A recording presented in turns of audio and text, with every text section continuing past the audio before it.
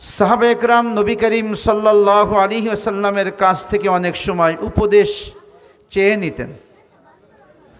এমনকি গ্রাম্য বুদ্ধ সাহাবা একরাম যারা ছিলেন সাহাবী, ওনারাও রসুলের কাছে জিজ্ঞাসা করতেন, ইয়া রাসূলুল্লাহ, একদিন এক বুদ্ধ আসছেন, আমি হাদিস শোনাই, খুব অল্প সময় কথা বলবো, আমি আগেই বলেছি অত্যন্ত জরুরি দু চারটি কথা যা আমাদের সকলের দরকার, আমারও দরকার, আপনারও দরকার, সকলের দরকার। এমন দু চারটি জরুরি কিছু কথা হবে ইনশাআল্লাহ। এক সাহাবী একদিন বলতেছেন, ইয়া রাসূলুল্লাহ সাল্লাল্লাহু আলাইহি ওয়াসাল্লাম, আপনি আমাকে অনেক আমলের কথা বলেছেন, কিন্তু আমি এত আমল তো করতে পারি না, সময় পাই না। আমাকে এমন কোনো আমলের কথাকে একটু বলে দেওয়া যায় যে আমলটি আমি সবসময় করতে পারি, আমার জন্য আমল করা সহজ হয়। এক একজন সাহাবী এক এক রকম প্রশ্ন করতেন নবীদের কাছে। সব সময় ওনাদের আগ্রহ ছিল নবীদের কাছ থেকে কি জেনে নেওয়া যায়। হযরত আবু হুরায়রা রাদিয়াল্লাহু তাআলা আনহু তো নবীদের কাছ থেকে যেতেনই না।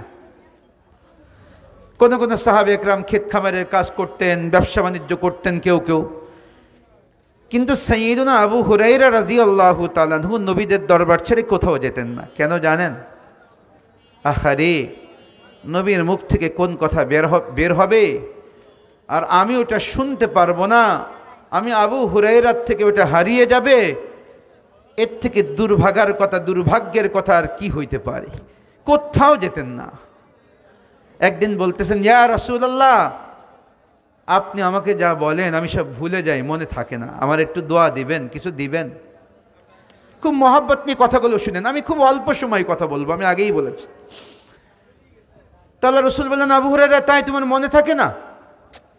তোমাকে কিছু দিব, কিছু ধরো নেওয়ার জন্য, কিছু দিলে তো কিছু পাততে হয়, পেতে ধরতে হয় না নেওয়ার জন্য। তো সাইয়্যিদনা আবু হুরায়রা তো এতই গরিব সাহাবী ছিলেন, সবসময় রসুলের দরবারে পড়ে থাকতেন। খোঁজার যন্ত্রণায় মাঝে মাঝে পেটে পাথর বাঁধতেন। এই কওমি মাদ্রাসাগুলো যেগুলো দেখছেন না, এখানেও কোরআনের ছাত্ররা অনেক সময় না খেয়ে থেকে অনেক কষ্ট করে, ঠিক সাহাবা একরামের সেই নমুনায় ওনারা চলার জন্য চেষ্টা করে। একটু আগে বললেন না, হযরত মাওলানা ইলিয়াস সাহেব দামাত বরকাতুল আলিয়া বললেন না, পাথর ভাঙতেন। একদিন তো অবস্থা এই, সিদ্দিক আকবর আবু বকরের সঙ্গে সাইয়্যিদনা আবু হুরায়রা যাচ্ছেন, বিভিন্ন প্রশ্ন করতেছেন, বুঝাইতে চাচ্ছেন যে আমি বড় ক্ষুধার্ত, আমাকে একটু নিয়ে যাবেন। ঘরের দরজায় গিয়ে ওনাকে আর ডাকলেন না, চলে আসলেন। আমি খুব কোনাকুনি পাড়ি দিয়ে দুই একটি হাদিসের কথা আপনাদের সামনে পেশ করব। হযরত ওমর ফারুক রাদিয়াল্লাহু তাআলা আনহুর পিছু নিলেন, উনিও ঘর পর্যন্ত গিয়ে ভিতরে নিলেন না। এবার দয়ার নবী রহমাতুল আলামিন সাল্লাল্লাহু আলাইহি ওয়াসাল্লামের পিছু নিলেন, পিছু পিছু চলতেছেন। আল্লাহ রসুল তো বুঝে ফেলেছেন আবু হুরায়রা কেন আসতেছে আমার পিছু পিছু, এই কথা সে কথা জিজ্ঞাসা করে, কেন জিজ্ঞাসা করে। এক পর্যায়ে রসুল ভিতরে ডাকলেন, আম্মাজানদের জিজ্ঞাসা করলেন, ঘরে কোনো খাবার আছে? আম্মাজান বলেন, কোনো খাবার তো নাই, এক গ্লাস দুধ আছে, আনসারদের পক্ষ থেকে আপনার জন্য হাদিয়া দেওয়া হয়েছে। আল্লাহর হাবিব ডাক দিয়ে বলেন, আবু হুরায়রা, যাও যাও, সুফা নামক জায়গায় তোমরা যে সাথীগুলো থাকো, 70 বা 70-এর অধিক সাহাবা একরাম সেখানে থাকতেন, খেয়ে না খেয়ে পড়ে থাকতেন। কোন আনসারি সাহাবী যদি খেজুর বাগানের থেকে খেজুরের একটি কাঁদি বেঁধে রাখতেন, ওই খেজুর পাক তো আর দুই একটা করে খাইতেন, এইভাবে ওনাদের জীবন চলে যেত। আল্লাহু আকবার। সাইয়্যিদুনা আবু হুরায়রা বলে, ইয়ার আমার মনে মনে আমি ধারণা করলাম এক গিলাস দুধ, শুনলামই তো। আবার রসুল ডাকতে বলতেছেন সকল সুপার সাথীদের, আমার ভাগে কি জুটবে আল্লাহ ভালো জানে। যা হোক, রসুলের কথা মানতে হবে, আসলেন, ডাক দিলে সবাই চলে আসছে। আল্লাহ রসুল সকলে আসার পরে এবার বলতেছেন, আবু হুরায়রা তুমি বন্টন করো, খুব ভালো করে বুঝবেন। এবার আবু হুরায়রা রাদিয়াল্লাহু তাআলা বলেন, আমি মনে মনে ভাবলাম এক গ্লাস দুধ বন্টন করার পরে আমার ভাগে আর কি বা থাকবে। আহা, হাদিস আপনারা জানেন না? সবাই রে পান করাইছেন, সবাই রে। শেষ কালে আবু হুরায়রা বলছে, আবু হুরায়রা তুমি পান করো। সাইয়্যিদুনা আবু হুরায়রা পান করলেন। আল্লাহর হাবিব বললেন, আবু হুরায়রা আবার পান করো। আর একবার পান করলেন। আল্লাহর হাবিব বলেন, আবু হুরায়রা আবার পান করো। সাইয়্যিদুনা আবু হুরায়রা বলে, আমার আর জায়গা তো নেই। তার রাসূল বলতেছেন, আবারও পান করলাম। একেবারে উদর ভর্তি করে পান করলাম।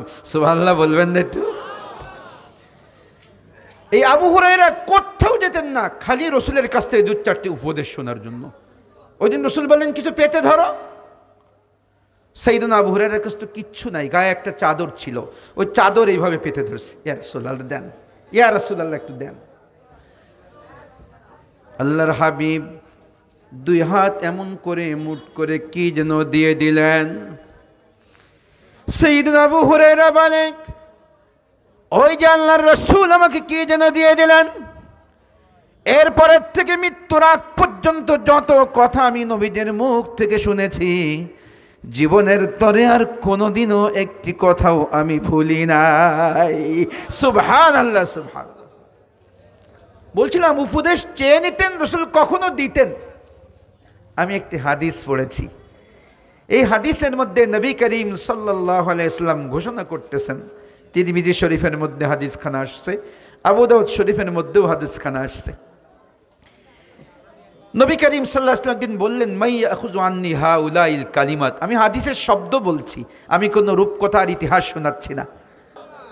আমি হয়তো কথাবার্তা ভালো বলতে পারছি না, ভাঙাচোরা কথা, কিন্তু কথাগুলো তো কার? আমার নয়, আমাদের প্রত্যেকেরই মাহবুব নবী করিম সাল্লাল্লাহু আলাইহি ওয়াসাল্লামের কথা। আমি যে হাদিসটা শোনাচ্ছি, এই কথাটা আমার নয়, নবীজির কথা শোনানোর চেষ্টা করছি। মহব্বত নিয়ে শোনা যাবে না? কি বলেন? ইনশাল্লাহ শোনা যাবে না? ইনশাল্লাহ কাজে লাগবে, ইনশাল্লাহ। খুব গুরুত্বপূর্ণ কথা রাসূল বলেছেন। নবী করিম সাল্লাল্লাহু আলাইহি ওয়াসাল্লাম আজে বাজে কথা বলতেন না, গুরুত্বপূর্ণ কথাই বলতেন। তো বলতেছেন, মাই ইয়াখুযু আন্নি হাউলাই কালিমাত, আমার থেকে এই কালিমাগুলো কে নিবে? কে আছে এমন? গ্রহণ করবে কে? ইয়ামালু বিহিন্না, এই কালিমাগুলো, এই কথাগুলোর উপরে সে আমল করবে। আও ইউআল্লিমুহুন্না মান ইয়ামালু বিহিন্না, অথবা এই কালিমাগুলো শিক্ষা দেবে এমন মানুষকে যারা এই কথাগুলোর উপর আমল করবে। এমন কি কেউ আছে এখানে? ভরপুর মজলিস, রাসূল এইভাবে ঘোষণা করলেন। সাইয়্যিদুনা আবু হুরায়রা বলেন, আমি তখন বললাম, আনা ইয়া রাসূলুল্লাহ, ওগো রাসূল, ওগো পয়গম্বর, আমি রাজি আছি, আমি প্রস্তুত আছি আপনার থেকে এই কথাগুলো গ্রহণ করে আমল করার জন্য। সাইয়্যিদুনা আবু হুরায়রা বলেন, অতঃপর নবীজি আমার হাত মজবুত করে ধরলেন। ফা আখাযা বিয়াদি, আমার হাত ধরলেন এইভাবে। ওয়া আদ্দা খামসান, আর গুনে গুনে 5টি উপদেশ দিলেন। এই বলে সাইয়্যিদুনা আবু হুরায়রা বলেন, প্রথম নম্বর উপদেশ নবীজি যেটা আমাকে দিলেন সেটা হলো, আল্লাহর হাবিব বলেন, ইত্তাকিল মাহারিমা তাকুন আ'বাদান নাস।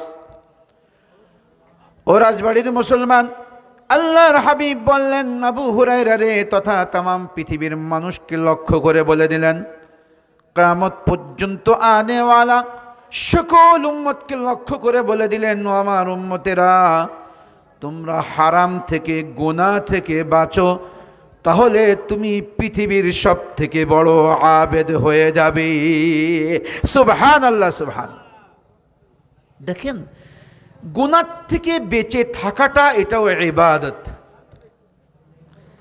কারণ কাল কিয়ামতের ময়দানে দাড়িপাল্লার পাল্লা হবে কিন্তু 2টা।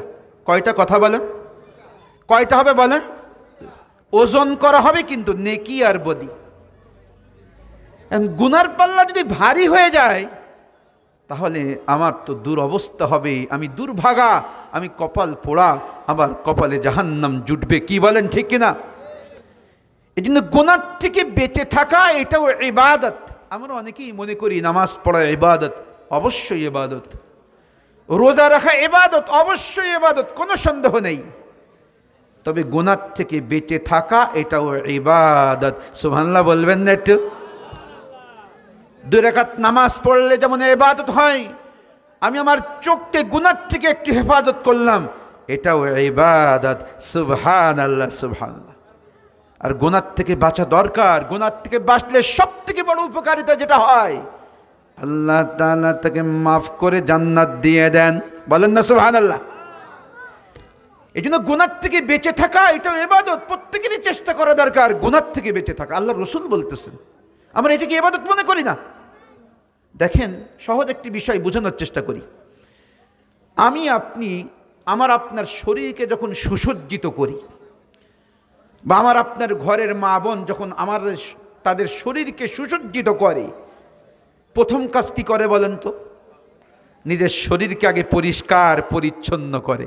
কি বলেন, তাই না? তাই না? এরপরেই সুন্দর কাপড় পরিধান করে। পুরুষরা আতর, সুরমা, আতর, গোলাপ এগুলো লাগায়, নারীরা বিভিন্ন প্রসাধনী ব্যবহার করে। কি বলেন, তাই না? প্রথম কাজ কোনটা? শরীর পরিষ্কার পরিচ্ছন্ন করা, কাপড় পরিষ্কার করা, এরপরে আয়রন করে গায়ে দেয়। কি বলেন, তাই না? এই জন্য আল্লাহর হাবিব বলছেন, গুনাহ থেকে নিজেকে আগে বাঁচাও, এটা সর্বাধিক গুরুত্বপূর্ণ। আমি যদি আমাকে গুনাহ থেকে বাঁচাইতে না পারি, গুনাহের পাল্লা তো ভারী হয়ে যাবে। গুনাহের পাল্লা যদি ভারী হয়ে যায়, নেকির পাল্লা ভারী যদি না হয়, আমার কপালে কিন্তু জান্নাত জুটবে না। আমি একটা হাদিস শোনাই, আপনাদের শুনবেন। এক হাদিসের মধ্যে আসছে, কাল কিয়ামতের কঠিন দিবসে কাঠগড়ায় এমন এক বান্দা হাজির হবে, এমন এক বান্দা হাজির হবে, যেই বান্দার নেকির পাল্লা গুনাহের পাল্লা বরাবর সমান সমান হবে। আমার কথা বুঝতেছেন আপনারা? আল্লাহ তাআলা সব কিছু জানেন, একটু পরে কি হবে তাও জানেন। তবু আল্লাহ রব্বুল আলামিন ওই বান্দাকে বলবেন, বান্দা রে, তুমি তো নিজেই দেখতেছো তোমার গুনাহের পাল্লা নেকির পাল্লা সমান সমান। সুতরাং নেকির পাল্লা যেহেতু ভারী হয়নি, নেকির পাল্লা ভারী করতে গেলে তোমার একটা নেকি দরকার, নতুবা আমি তোমার জন্য জান্নাতের ফয়সালা কেমনে করব? হাদিস শোনাচ্ছি, এটাও কোনো রূপকথা না। কিন্তু বান্দারে, তোমার একটা সুযোগ দিতে পারি, সবাইকে আল্লাহ দিবেন না। আমি তো মনে করি ওই বান্দা বড় সৌভাগ্যশীল বান্দা। বলবে, বান্দারে যাও, তোমারে আমি সুযোগ দিয়ে দিলাম রে বান্দা, পুরা হাসরের ময়দান ঘুরে আসো, দেখো তো একটা নেকি পাও নাকি।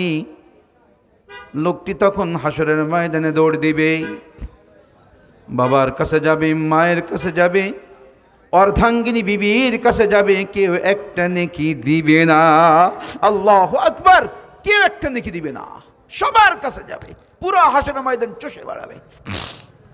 যখন ফিরবে, সংক্ষেপ করার জন্য লম্বা হাদিসকে আমি খুব কোনাকুনি পাড়ি দিচ্ছি, তখন ওই মাঠের কোনার থেকে, হাসরের ময়দানের কোনার থেকে এক লোক ওই লোককে ডাক দিবে, এ ভাই, কে তুমি? তোমাকে অনেক সময় ধরে দেখছি তুমি দৌড়াদৌড়ি করছো, বড় পেরেশান, কি তোমার সমস্যা কি একটু বলবে আমাকে? লোকটি বলবে, ভাই, তুমি আমার পেরেশানের কথা শুনে কি করবে বলো? আমি তো পুরো হাসরের ময়দান দৌড়ে এলাম, আপন জনের কাছে গেলাম, কোন আপন জন আমার পরিচয় দিল না। মায়ের কাছে গেলাম, বাবার কাছে গেলাম, কেউ আমার পরিচয় দিল না।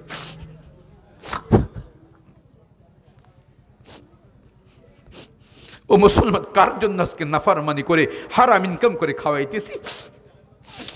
কার জন্য আজকে নামাজ ছেড়ে দিচ্ছি? কার জন্য রোজা ছেড়ে দিচ্ছি? কার জন্য মিথ্যা কথা বলছি? কার জন্য ওজনে কম দিচ্ছি? কার জন্য করছি? যেই সন্তানকে লালন পালনের জন্য, যেই বিবির পেট ভরার জন্য, সে আমার পরিচয়টুকু দিবে না। আল্লাহু আকবার, আল্লাহু আকবার, দিবে না, কোনো পরিচয় দিবে না। ভাই, তোমারে বলে কি হবে বলো? মুসলমান লোকটি তখন বলবে, মানে বলে দেখো কোনো কাজে আসবে নাকি? এক পর্যায়ে বলবে, আল্লাহ রাব্বুল আলামিনের কাঠগড়া যখন হাজির হয়ে যায়, আমার সামনে উপস্থিত করা হয়, আমি কাঠগড়ায় দাঁড়িয়ে দেখলাম আমার আমল নামা বরাবর। আল্লাহ রাব্বুল আলামিন আমাকে সুযোগ দিলেন, যাও পুরা হাসরের ময়দানে একটা নেকি পাও কিনা দেখো, ঘুরে আসো। ভাইরে আমি পুরা হাসনের ময়দান ঘুরলাম, কেউ একটা নেকি দিল না, তুমি শুনে কি করবা? লোকটি তখন বলে, ও ভাই পেরেশান হইও না, আমার পুরা আমল নামা গুনাহে ভরপুর, একটা মাত্র নেকি আমার আছে। আল্লাহু আকবার। ভাইরে আমি তো জান্নাতে যেতেই পারবো না, কারণ একটা নেকি নিয়ে জান্নাতে যাওয়া যাবে না। তোমার এত নেকি, তারপরেও তুমি জান্নাতে যাইতে পারছো না। সুতরাং আমার একটা নেকি দিয়ে আমি কি করব? দুনিয়ায় কারোর উপকার করি নাই, আজকে কঠিন বিপদের দিনে তোমার উপকার করতে চাই। ও ভাই তুমি একটা নেকি নিয়ে যাও, আমার কপালে তো জাহান্নামই জাহান্নাম, আমার একটা নেকির বদৌলতে যদি তোমার কপালে জান্নাত জুটে যায়, তবুও তো কিছুটা হলেও আমি সৌভাগ্যের অধিকারী হয়ে যাব। সুবহানাল্লাহ।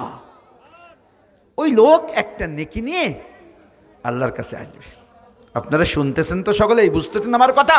খুব মহাব্বত নিয়ে শুনেন। আমি হাদিস শোনাচ্ছি, আদেও কোনো রূপ কথা না, এটা স্পষ্ট হাদিস শোনাচ্ছি। আমি তো বলেছি আমার গলাও ভালো না, আমি আমার কথাও স্পষ্ট ভালো বলতে পারি না, আমার ভাষাও অশুদ্ধ, সব খারাপ, কিন্তু কথাটা তো আমার মুখ দিয়ে বের হচ্ছে। কার কথা বলে? নবীজির কথা, নবীজির কথা। এই জন্য মহাব্বত নিয়ে শুনবেন। এক পর্যায়ে আল্লাহর কাছে গেলে আল্লাহ তাআলা বলবেন, এই একটা নাকি কই পেয়েছো তুমি? কয় আমার অমুক ভাই দিছে। আমি সংক্ষেপ করছি। কয় তারা ডাকো, ডেকে আনস। কয় তুমি নেকি দিছো কেন? কেন? কয় আল্লাহ আমি দেখলাম আমার আমল নামাই গুনার গুনাহ, গুনাহে ভরা, একটা মাত্র নেকি, এইটা দিয়ে তো আমি জান্নাতে যাইতে পারবো না।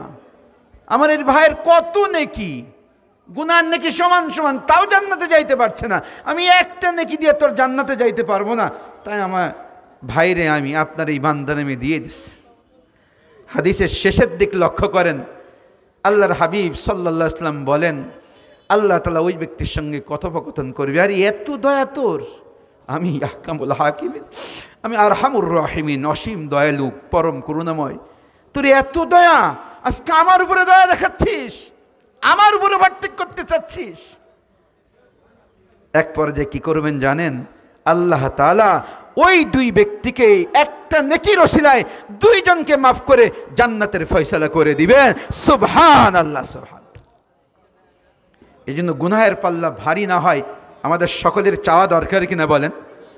এই জন্য আল্লাহ রাসূল বলতে, ইত্তাকিল মাহারিম, গুনাহ থেকে বাঁচো, হারাম থেকে বাঁচো, তাকুন আবাদান নাস, তুমি সবচেয়ে বড় আবেদ। দেখেন, গুনাহ থেকে বাঁচতে গেলে কোনো কাজ করা লাগে না, নেকি করতে গেলে কাজ করা লাগে, কি বলেন তাই না? নামাজ পড়তে গেলে কাজ করা লাগে, তাই না? রোজা রাখতে গেলে কিছু কাজ করতে হয়। কিন্তু আমি গুনাহ থেকে বাঁচবো, আমার চোখটা সংযত রাখবো, বাস গুনাহ থেকে বেঁচে গেলাম।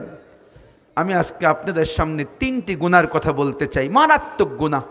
ওই তিনটি গুনার থেকে বাঁচলে আল্লাহ তাআলা আমাকে আপনাকে অনেক গুনার থেকে বাঁচার তৌফিক দান করবেন।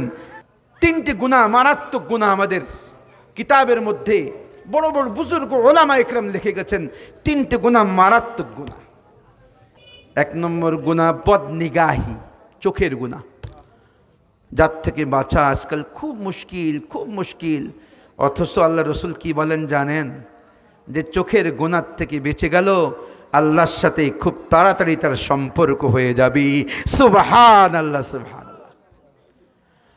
মুসলমান, চোখ হলো শয়তানের তীর।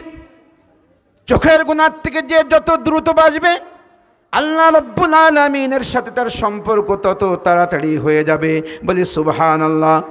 আর যে যত বেশি চোখের গুনাহ করবে, আল্লাহ রাব্বুল আলামিনের সাথে তত দূরত্ব তার পয়দা হবে। আল্লাহু আকবার, তত দূরত্ব পয়দা হবে। এই যে চোখের গুনাহ থেকে আমাকে আপনাকে বাঁচতে হবে। বর্তমান সময়ে ও যুবকরা, আহা, তুমি নামাজও পড়ো, তুমি নামাজও পড়তেছো, আবার চোখের গুনাহও করতেছো। নামাজ পড়তেছো, এটা পড়তেই হবে, বাকি চোখের গুনাহ থেকে বাঁচার চেষ্টা করো। গভীর রজনীতে হেডফোন লাগিয়ে ওই যে স্ক্রিন টাচ মোবাইলে কি জন্য এইভাবে আঙ্গুল নাড়াও? ও কোরআনের ছাত্ররা, তোমাদেরকেও বলি, অনেক সময় শয়তানের ধোঁকায় পড়ে তোমরাও এমনটি করে ফেলো। আহা, পৃথিবীর কেউ টের পাচ্ছে না, আমার আল্লাহ কি টের পান না? কথা বলেন। আমার আল্লাহকে দেখেন না আমি গুনাহ করছি? বাবা দেখে না, মা দেখে না, শ্বশুর শাশুড়ি দেখে না, আত্মীয় স্বজন দেখে না, এমনকি আমার বউ দেখে না, স্ত্রী দেখে না, কিন্তু আমার আল্লাহ তো ঘুমান না, লা তাখুযুহু সিনাতুন ওয়ালা নাওম। আমার আল্লাহ ঘুমান না, তন্দ্রা ভাব আসে না। সুতরাং আমি যা করি সব আমার আল্লাহ দেখেন। কি বলেন ঠিক কিনা? চোখের গুনাহ থেকে বাঁচা আমাদের খুব দরকার, খুব দরকার। চোখের গুনার দ্বারা আরো হাজারো গুনার রাস্তা তৈরি হয়। কেন? চোখের গুনাহ দিয়ে যা দেখে ওটা বাস্তবায়িত করার কামনা বাসনা অন্তরে সৃষ্টি হয়। কি বলেন, তাই না? তখন ওই কামনা চরিতার্থ করার জন্য তার হাত ব্যবহার করে, তার পাও ব্যবহার করে, তার অন্যান্য অঙ্গ প্রত্যঙ্গ ব্যবহার করে। কি বলেন ঠিক কিনা?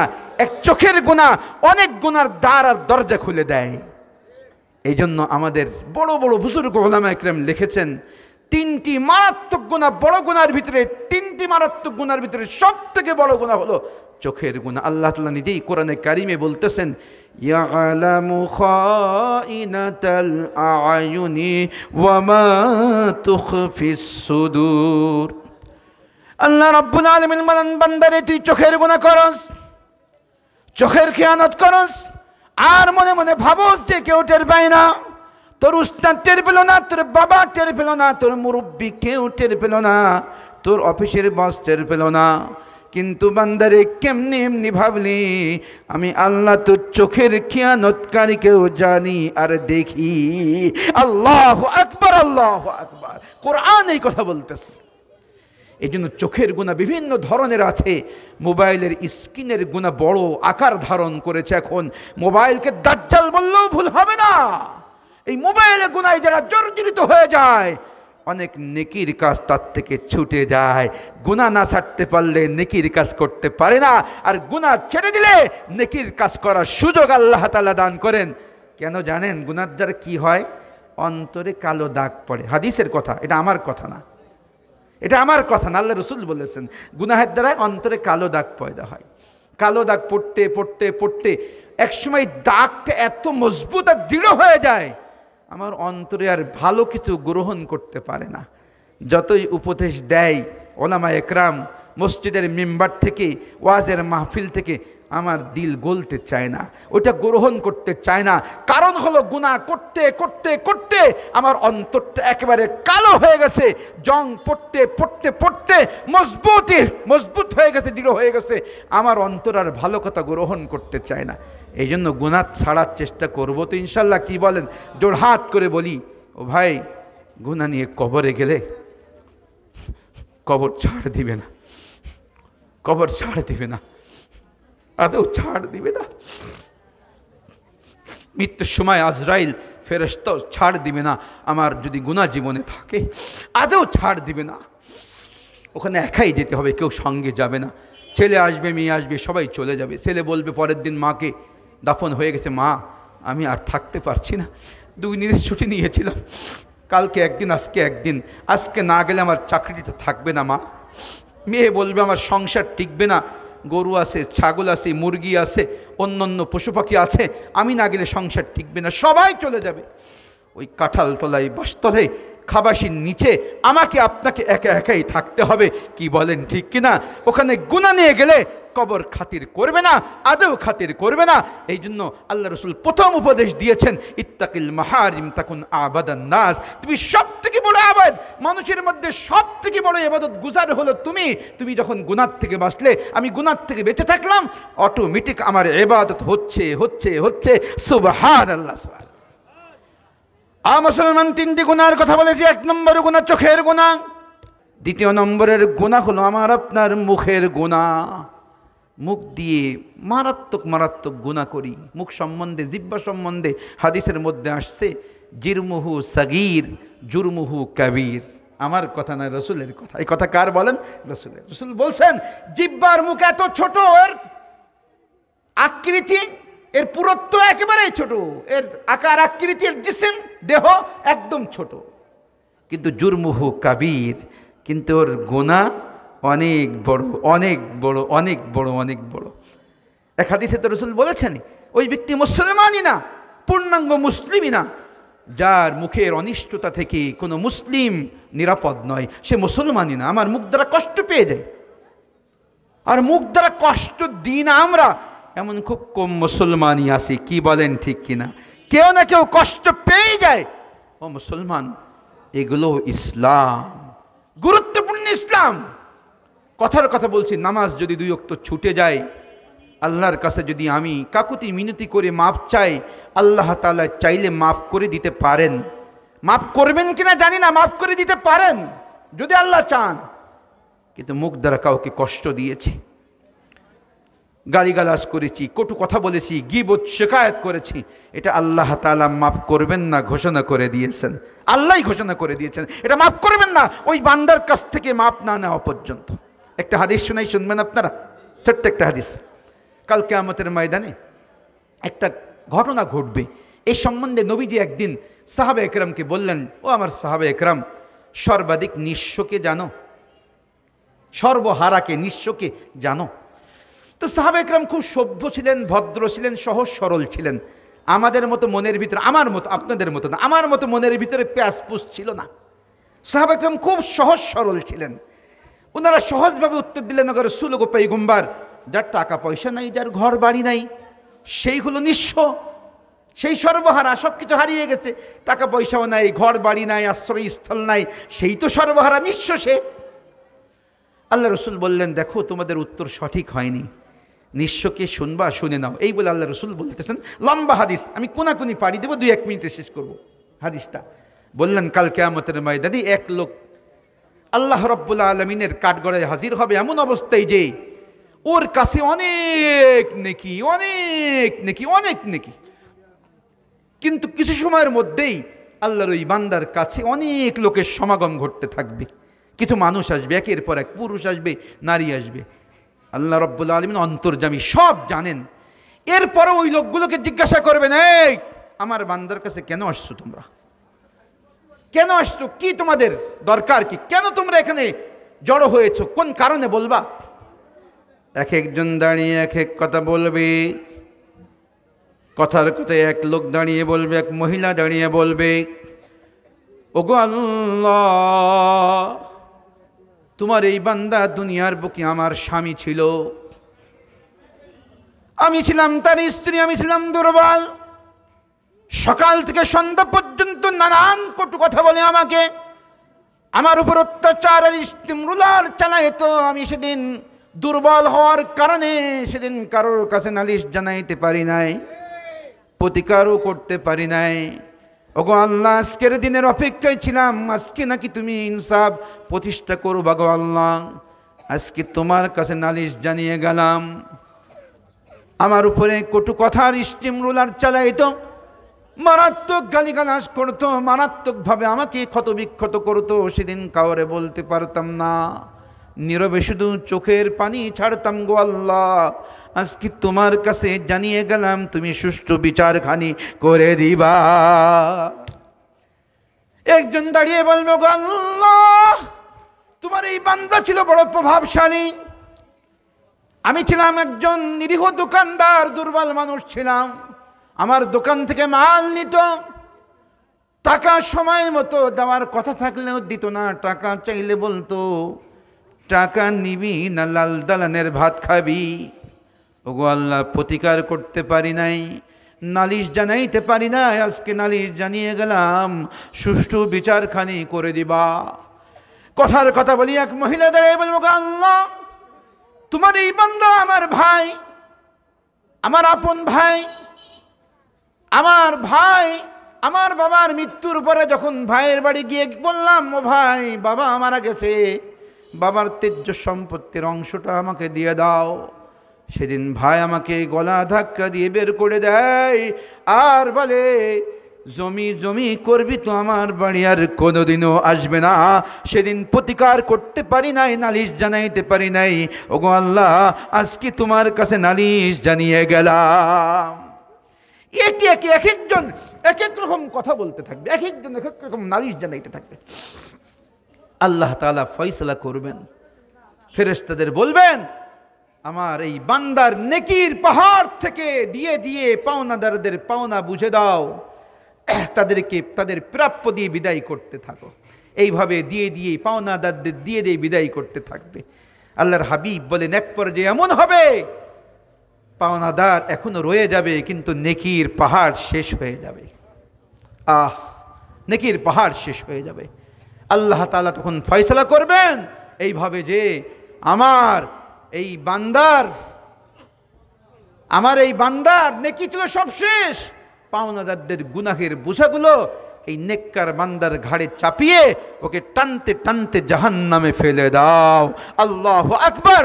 আল্লাহ নবী বলেন, ও সাহাবায়ে একরাম, এই লোকটাই হলো সর্বাধিক নিঃস্ব, এই লোকটাই হলো সর্বহারা। আপনাদের রাজবাড়িতে এমন মানুষ নাই, হয়তো আমাদের কুষ্টিয়ায় এমন মানুষের অভাব নাই। আহা, ও মুসলমান, এইগুলোর থেকে বাঁচতে হবে আমাদের। মুখ দিয়ে আমরা গীবত করি, শিকায়াত করি, গীবতকে এত হালকা মনে করি, আর গীবতের পরিচয় সম্বন্ধে আমরা অনেক সময় একেবারেই অজ্ঞ মনে করি। আমি তার অপরাধ যা করেছে সেটাই তো বলতেছি, এটা আবার গীবত নাকি? আল্লাহ রাসূল বলেন, যেই অপরাধ যেই দোষ তার মধ্যে আছে ওইটা বলার নামই হলো গীবত। যদি না থাকে ওইটা তো অপবাদ। আমি একটা হাদিস শোনাই, শুনবেন আপনারা? গীবত করার সূক্ষ্ম বিষয় শুনবেন আপনারা? সকল শুনবেন তো? কারা কারা শুনবেন? দুই হাত তুলে দেখান তো। লিল্লাহি তাকবীর, মাশাআল্লাহ, হাত নামান। আল্লাহ রসুল এক যুদ্ধে গেছেন, মজার কথা শুনে, হাদিস রূপকথা নয়, হাদিসের কিতাব থেকে আপনাদের শোনাচ্ছি আমি। যুদ্ধে গেলে, যুদ্ধের ময়দানে যাওয়ার পরে তো সাহাবে একরামদের বিভিন্ন তাঁবুতে তাঁবুতে আলাদা করে দিতেন। তোমরা এই কয়জন এক তাঁবুতে থাকো, তোমরা এই কয়জন এক তাঁবুতে থাকো। তাঁবু তাঁবু ভিন্ন ভিন্ন তাঁবু ওনারা টাঙাইতেন, তার ভিতরে সাহাবে একরাম কী করতেন? থাকতেন। যথাসময়ে রসুল সাল্লাল্লাহু আলাইহি ওয়াসাল্লাম যখন ডাক দিতেন তখন বের হয়ে সারিবদ্ধ হয়ে দাঁড়াতেন, নিয়মতান্ত্রিকভাবে ওনারা চলতেন।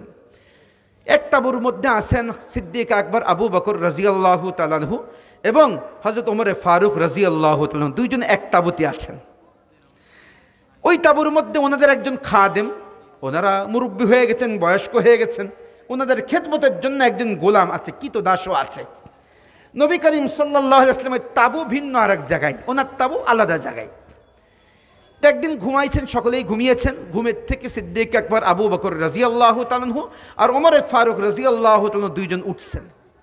দুইজন উঠে নিজেদের প্রয়োজন সেরে এসে তখন দেখে গোলাম যে আছে, গোলাম কৃতদাস, ও ঘুমাচ্ছে। সিদ্দিক আকবর আর আবু বকর, ওমর ফারুক রাদিয়াল্লাহু দুইজন মিলে, আবু বকর আর ওমর ফারুক দুইজন মিলে শুধু এইটুক কথা বলেছেন, কি, আরে আমাদের গোলামটা একটু বেশি ঘুমায়, ঘুমোক, একটু বেশি ঘুমায়, এইটুকু কথা বলছেন, আর কিছু না। যা হোক, এক পর্যায়ে গোলাম উঠছে, কৃতদাস উঠছে। উঠার পরে সে ফ্রেশ হয়েছে। ফ্রেশ হওয়ার পর বলছে, দেখো রুটি তো আছে আমাদের কাছে, কিন্তু তরকারি নেই খাবার। তুমি একটু নবীদের কাছে যাও, গিয়ে একটু তরকারি নিয়ে আসো, ওই তরকারি দিয়ে আমরা রুটি খাবো। ও মুসলমান, কথাগুলো ভালো করে শুনবো, দিলের কান দিয়ে শুনবো।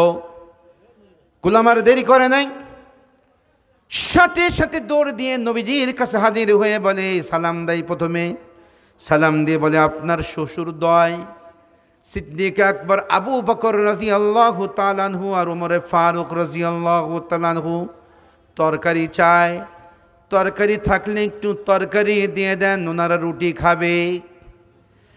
আল্লাহর হাবিব ডাক দিয়ে বলেন, আরে গোলাম, যাও যাও, আমার শ্বশুরদের কাছে গিয়ে বলো, একটু আগেই তো তারা তরকারি খেয়েছে, গোশত খেয়েছে। গোলাম বিস্মিত হয় যে, না, আমি তো তরকারি খাইতে দেখি নাই, গোশত খাইতে দেখি নাই। এরপরেও নবীজি বলেছেন, নবীজির কথা তো মিথ্যা হতে পারে না। খুব দ্রুত গতিতে দৌড়াইতে দৌড়াইতে সিদ্দিক আকবর আবু বকর আর ওমর ফারুকের কাছে হাজির হয়ে বলে, মুনিব গো আমার, আল্লাহর হাবিব তো বললেন আপনারা নাকি গোশত খেয়েছেন, তরকারি নাকি খেয়েছেন। এই কথা শোনা মাত্রই সিদ্দিক আকবর আর আবু বকর রাদিয়াল্লাহু তাআলা আনহু আর ওমর ফারুক রাদিয়াল্লাহু তাআলা আনহু উঠলেন, দৌড়িয়ে চলে গেলেন রসুলের কাছে। রসুলের কাছে গিয়ে বলেন, রসুল গো পয়গম্বর, আপনি নাকি বলেছেন আমরা গোশত খেয়েছি, অথচ আমরা তো আদেও গোশত খাই নাই। আল্লাহু আকবার। আল্লাহর হাবিব বলেন, ও আবু বকর, ও ওমর, একটু আগে কি তোমাদের গোলামের গীবত করো নাই? তোমরা দোষের কথা বলো নাই? তোমাদের গোলামটা নাকি একটু বেশি ঘুমায়? তোমরা কি কোরআনে কারীমের এই আয়াত ভুলে গেছো? ওয়ালা ইয়াগতাব বা'দুকুম বা'দা আইয়ুহিব্বু আহাদুকুম আইয়াকুলা লাহমা আখিহি মাইতা। আল্লাহ রাব্বুল আলামিন কোরআনে কারীমের মধ্যে বলে দিয়েছেন, তোমাদের কেউ কি এটা পছন্দ করে যে তার মৃত ভাইয়ের গোশত খাবে? গীবত করা মানেই হলো নিজের মরা ভাইয়ের গোশত খাওয়া। আল্লাহু আকবার। গীবত করো, কত সূক্ষ্ম বিষয়। এই জন্য মুখের গুনাহ মারাত্মক গুনাহ। মুখ দিয়ে আমি কাউকে গালিগালাজ করি, যারা আমরা সাধারণত দেখা যায় অফিসের বস হই অথবা আমার আন্ডারে অনেক কর্মচারী আছে, আমি লিডার, আমার মুখ দিয়ে ভালো কথা খুব কমই বের হয়। গালিগালাজ করি, কটু কথা বলি, আমার স্ত্রীকে কটু কথা বলি, আমার ছেলেমেয়ের জন্য কটু কথা ব্যবহার করি, পাড়া প্রতিবেশীর জন্য খারাপ আচরণের কটু কথা আমি বলি, খারাপ কথা ব্যবহার করি। এগুলোর জন্য কাল কিয়ামতের ময়দানে আমাকে আপনাকে জবাবদিহি করতে হবে। এই জন্য মুখের গুনাহ থেকে আমি আর আপনি আপনার মুখকে কন্ট্রোল করার চেষ্টা করব তো ইনশাল্লাহ, নাকি? আল্লাহ তৌফিক দান করেন। এক হাদিসের মধ্যে নবী আরবি সাল্লাল্লাহু আলাইহি ওয়াসাল্লাম বলেছেন, মান ইয়াজমান লি মা বাইনা লিহিয়াইহি ওয়া মা বাইনা রিজলাইহি আজমান লাহুল জান্নাহ। আল্লাহ রাসূল বলেছেন যে আমার জন্য জামিন হবে, জিম্মাদার হবে তার শরীরের দুইটা অঙ্গের। কয়টা অঙ্গের বলেন? দুইটা অঙ্গের জিম্মাদার হবে। একটা হলো তার জিহ্বা, আর একটা হলো তার লজ্জাস্থান। এই দুইটা অঙ্গের জিম্মাদার যদি কেউ হতে পারে, আল্লাহ রসুল বলেন আমি তার জান্নাতের জামিন হয়ে গেলাম। সুবহানাল্লাহ।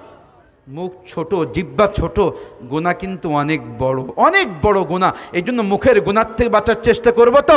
গালিগালাজ করব না, কটু কথা বলবো না, গীবত শিকায়ত করব না, পরনিন্দা করব না, ধোঁকাবাজির কথা মুখ দিয়ে বের করব না, চেষ্টা করব তো ইনশাল্লাহ, নাকি? আল্লাহ রাব্বুল আলামিন তৌফিক দান করেন আমাদেরকে। আজকে আমার সন্তান কোরআন পড়তে জানেন, আমার মতো দুর্ভাগার কে আছে? আমার মতো কপাল পোড়ার কে আছে? কোরআন পড়তে জানেন আমার সন্তান। আপনার সন্তান আপনার জানাজা পড়াক, এটা চান নাকি? কে হাত তোলেন তো দেখি। আপনার সন্তান আপনার জানাজা পড়াক, এটা চান না? কে হাত তোলেন একটু। কেউ চাইটা? সবাই চায় আমার সন্তান আমার জানাজা পড়াক। ভাড়াটা হুজুর আমাকে ডেকে আনবেন, আমার চোখ দিয়ে আদৌ পানি বের হবে না। পক্ষান্তরে আপনার সন্তান আপনার লাশ নিয়ে সামনে দাঁড়ালে চোখ দিয়ে দরদর করে পানি বের হবে। এক ব্যারিস্টার সাহেব, তার বাবা মারা গেছে। এক ব্যারিস্টারের বাবা মারা গেছে, বাড়িতে আসছে জানাজা পড়ার জন্য।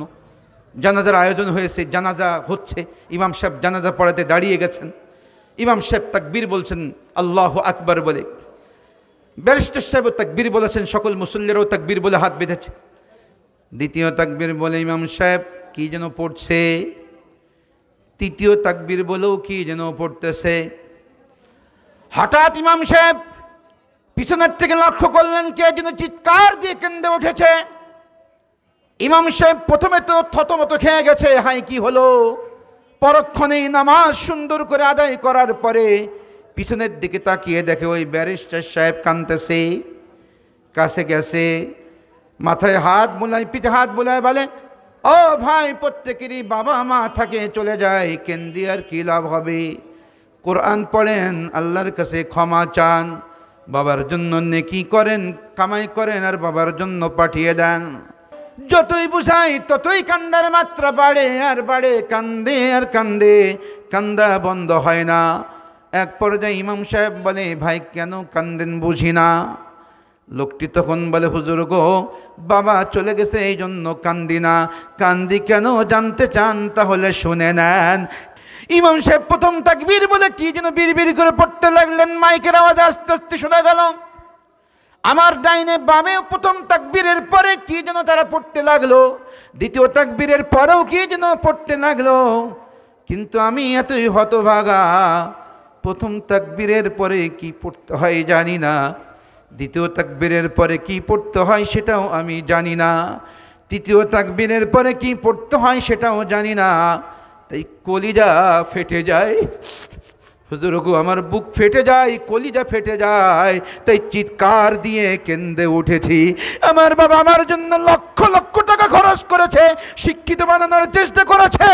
আমি বলতে চাই আমার বাবা ব্যর্থ হয়েছে, আমার বাবা আমাকে শিক্ষিত বানাইতে পারে নাই। আমি সব জানি, জানাজার দোয়াগুলো আমি জানি না, আমার মতো কপাল পোড়া হয়তো আর কেউ নাই। সন্তানের জীবন গড়ে যাবে না, এটাও একটা গুনাহ। এই সন্তান কাল কিয়ামতের ময়দানে আল্লাহর কাছে বলবে, রব্বানা ইন্নানা আতা'না সাদাতানা ওয়া কুবারানা ফাআদাল্লুনা সাবিলা। ওগো আল্লাহ, আমার জাহান্নামে দেবে দাও, কোনো আপত্তি নাই, তবে আমার আগে আমার বাবাকে ডাকো, আমার লিডারকে ডাকো, আমার বসকে ডাকো, যারা আমাদেরকে বিভিন্ন নির্দেশ দিত তাই পালন করতাম। তারা আমাদেরকে নৈতিকতা শেখায় নাই, কোরআন শেখায় নাই, নামাজ শেখায় নাই। তাদেরকে ওগো আল্লাহ আপনি ডবল শাস্তি দান করেন। আল্লাহু আকবার, এইভাবে বলতে থাকবি। এই জন্য প্রতিষ্ঠানের প্রথম সহযোগিতা হবে আমার আপনার সন্তান। আজকে ওই বাবা কত সৌভাগ্যশীল, যেই বাবার সন্তান হাফেজে কোরআন হয়েছে, মাথায় পাগড়ি নিল, আলেম হয়ে গেছে, মাথায় পাগড়ি নিল। কাল কিয়ামতের ময়দানে ওই বাবার মাথায়, মায়ের মাথায় নূরের তাজ আল্লাহ রাব্বুল আলামিন পরিয়ে দিবেন। সুবহানাল্লাহ, সুবহানাল্লাহ। দেখেন, মরণের পরে মানুষ যখন মারা যায়, তার আমলের সকল রাস্তাগুলো বন্ধ হয়ে যায়, সব রাস্তাগুলো বন্ধ হয়ে যায়। মাত্র 3টা রাস্তা খোলা থাকে। একটা সাদাকায়ে জারিয়ার রাস্তা। আমি একটা হাদিস না, আমার মুরব্বী, আমার উস্তাদের একটা কথা শোনাবো, শুনবেন তো আপনারা? একটু শোনান। শাইখুল হাদিস আল্লামা আজিজুল হক সাহেব রহমতুল্লাহর নাম শুনেছেন? বর্তমানে আল্লামা মামুনুল হক সাহেবের নাম শুনছেন না? ওনার আব্বা শাইখুল হাদিস আল্লামা আজিজুল হক সাহেব রহমতুল্লাহ আলাইহি আমার উস্তাদ। আমি ওনার কাছে বুখারি পড়েছি সরাসরি, ওনার কাছে জালালাইন শরীফের সূরা ফাতিহার তাফসীর পড়েছি আমি। এই ধরনের আরও কিছু কিতাব পড়ার তৌফিক হয়েছে ওনার কাছে, অনেক বয়ান শুনেছি। উনি বলতেন, উনি কি বলতেন? বলতেন যে আমার প্রাথমিক জীবনে, একদম শুরু জীবনে আমি যেখানে পড়াশোনা করি, ওই মাদ্রাসাটি একটা নদীর পাড়ে ছিল, একদম নদীর কিনারায়। ওখানে একটা মাদ্রাসা মক্তব ছিল, ওখানে একটা মসজিদও ছিল। খুব ভালো করে বুঝবেন কথাটি, আমি এক বুজুর্গের কথা শোনাচ্ছি, এটা কিন্তু হাদিস না, আবার কেউ ভুল ব্যাখ্যা করেন না যে এটা হাদিস, এটা হাদিস না। তিনি বলতেন ওখানে ওই মাদ্রাসার মসজিদ যেটা ছিল, আস্তে আস্তে নদীর ভাঙনে ভাঙতে ভাঙতে ভাঙতে একসময় বিলীন হয়ে যায়, মসজিদও থাকে না, মাদ্রাসাও থাকে না। তিনি এটা বলে বলতেন, ওই যে মসজিদে যারা দান করেছিল, টাকা হোক, সিমেন্ট হোক, বালি হোক, রড হোক, ইট হোক, অনেক দিন নেকি পেয়েছে যতদিন মসজিদ ছিল। আলহামদুলিল্লাহ, মসজিদ এখন পর্যন্ত টিকে থাকলেও নেকি পাইতো। কিন্তু মসজিদ যেহেতু নদীর গর্ভে বিলীন হয়ে গেছে, এখন আর নেকি পাচ্ছে না যারা দান করেছিল। কেউ তো নামাজ ওখানে আর পড়ছে না। কিন্তু ওই মক্তবে যারা দান করেছিল, ওই মাদ্রাসায় যারা দান করেছিল, তারা এখনো পর্যন্ত কবরে বসে বসে নেকি পাচ্ছে। তাদের কবরে ফ্লাক্সি লোডের মতো নেকি প্রতিদিন যাচ্ছে, প্রতিদিন যাচ্ছে। কেন? উনি বলতেন আমি তো এখনো বেঁচে আছি, আমি ওই মক্তবে পড়েছি, আমি কোরআন পড়ছি, হাদিস পড়ছি। শুধু তাই না, উনি বলতেন আমার কাছে লক্ষ লক্ষ ছাত্র হাদিস পড়েছে, লক্ষ লক্ষ ছাত্র কোরআন পড়েছে। কিয়ামত পর্যন্তের জন্য যদি এই ধারাবাহিকতা বজায় থাকে, ওই যে মক্তবে যেই মানুষগুলো 5টা ইট দিয়েছিল, 10টা ইট দিয়েছিল, 1 বস্তা সিমেন্ট দিয়েছিল, বালি দিয়েছিল, শ্রম দিয়েছিল, ওই মানুষগুলো কিয়ামত পর্যন্তের জন্য কবরে বসে বসে এদের নেকিগুলো অটোমেটিক পাইতে থাকবে। সুবহানাল্লাহ, সুবহানাল্লাহ। এটাকে বলে সাদাকায়ে জারিয়া। আল্লাহ রাসূল বলেন, মানুষ মারা যাওয়ার পরে তার নেকি উঠার সকল রাস্তা বন্ধ হয়ে যায়, 3টা রাস্তা ছাড়া। তার একটা রাস্তা হলো সাদাকায়ে জারিয়া যদি করে যায়, যতদিন টিকে থাকবে ততদিন নেকি পাইতেই থাকবে, পাইতেই থাকবে। সম্মানিত দর্শক, ভিডিওটি সম্পর্কে কমেন্ট বক্সে আপনার মূল্যবান মতামত জানাতে পারেন। সবার আগে আমাদের ভিডিও পেতে চ্যানেলটি সাবস্ক্রাইব করে রাখুন। আপনার বন্ধুদের সাথে ভিডিওটি শেয়ার করে দিন, প্রচারে আমাদের সহযোগী হন। ধন্যবাদ।